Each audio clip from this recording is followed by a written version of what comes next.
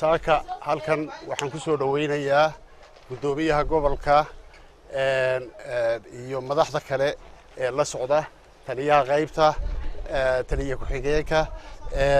kormeeraha guud ee wasaaradda waxbarashada ayaan halkan ku soo dhaweynayaa sababtaan u soo dhaweynayaa waxa weeye waxa saaka noo bilaabmay imtixaankii shahaadiga ahaa ee sekondariyada iyo intermediate-yada Soomaaliland oo dhan ka bilaabmay basaaka isna halkan gobolka Sool ka bilaabmay marka waxaanu aad iyo aad u soo dhaweynaynaa madaxda imtixaankii uu noo bilaabmay wax si fiican uu socdaa wax dhibaato oo aan la kulanayna ma jiro halkan aan taaganahay waxa weeye dugsiga sare ee Muuse Yuusuf oo uu ka bilaabmayo imtixaankii shahaadiga ahaa waxa isduwaha gobolka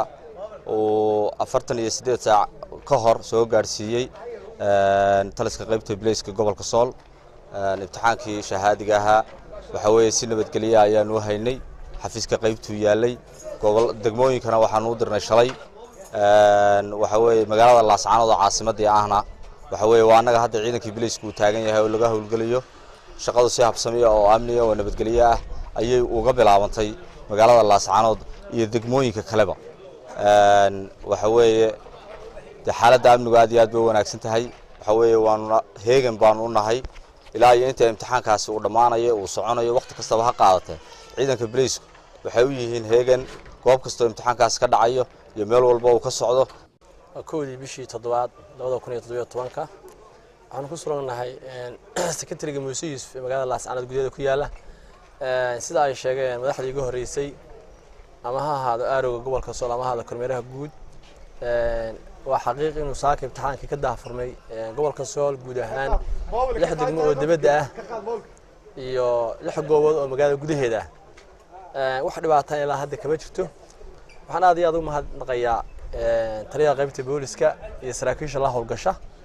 oo muddo 48 saacadood imtixaanka ku hayay xarunta dhexe ciidanka booliska ee gobolka Sool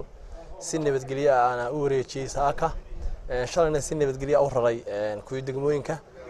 waxaan kaloo mahad celinayaa saraakiil mataqaana ciidamada booliska iyaguna ka howlgelaya imtixaanku intuu socdo waxaan leeyahay aad iyo aad baa mahadsantihiin shaqadii qaranka aad u hayseen waad gudateen ilaahayna ha idinku asturo taliyaha iyo saraakiishiisa iyo ciidanka qaybta booliska gobolka Sool waxaan leeyahay ardayda waxaan waa future-kiini iyo mustaqbalkiini oo wixii aad 12 sano u soo dhiganaysay oo u soo jarmaadaysay ee dhug u soo madawaanayeen maanta inaad chance iska lumisana meesha kuma jirto waa inaad u hoggaansanaataa shuruucda ilaalinta imtixaanaadka waqtiga waa inaad ilaalisaa waa inaad u dhiganaglaataa macallimiinta haddii Ilaahay ku ilaalinaya